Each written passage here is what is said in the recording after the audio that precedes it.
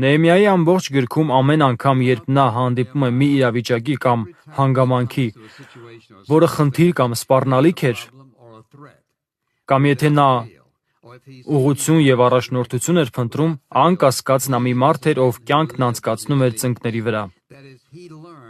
Այսինքն նա իմացել էր աղոթքի զարմանահրաշ զորությունը։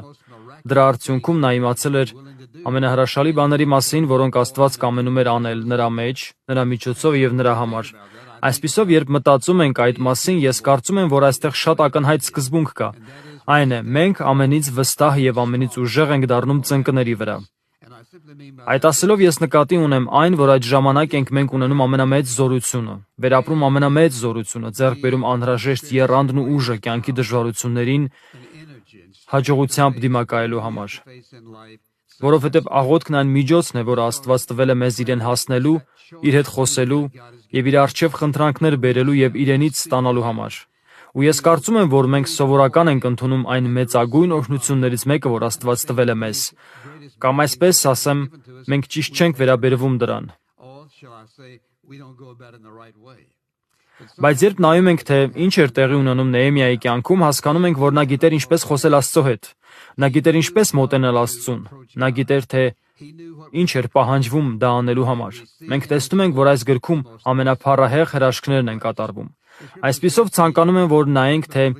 ինչի առջև էր նա կանգնած։ Ապա տեսնենք, թե ինչպես Աստված գործեց նրա կյանքում եւ ինչ կատարվեց։ Սուրբ Գիրքն ասում է, որ մի առավոտ նա կանգնեց թագավորի առջև եւ նա տխուր էր։ Թագավորը նրան հարցեց. «Ինչու ես տրտում, դու հիվանդ չես»։ Եվ Աստվածաշունչն ասում է, որ այն պահին, երբ թագավորը նրան հարց տվեց, նա աղոթք արեց Աստծուն։ Նա աղոթեց նախքան թագավորին պատասխանելը։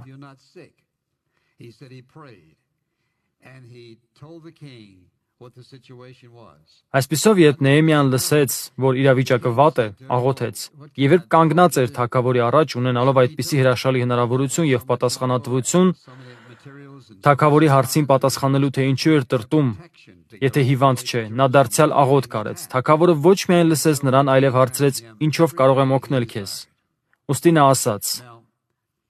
«Ինձ այսքան փայտ, այսքան նյութեր եւ պաշար է հարկավոր»։ Եվ թագավորը օգնեց նրան։ Այժմ տեսեք, թե ինչ հրաշք է տեղի ունենում։ Նա ընդամենը մատրվակ էր։ Նա աղոթեց ի պատասխան իր եղբայրների մեկնաբանությունների այն մասին, թե ինչ էր տեղի ունենում։ Երբ նա դուրս եկավ եւ հասավ Երուսաղեմ, նա աղոթեց, փնտրելով Աստծո միտքը եւ սիրտը, որպեսզի իմանար, թե ինչպես պետք է իրականացնել այդ փառահեղ առաջադրանքը։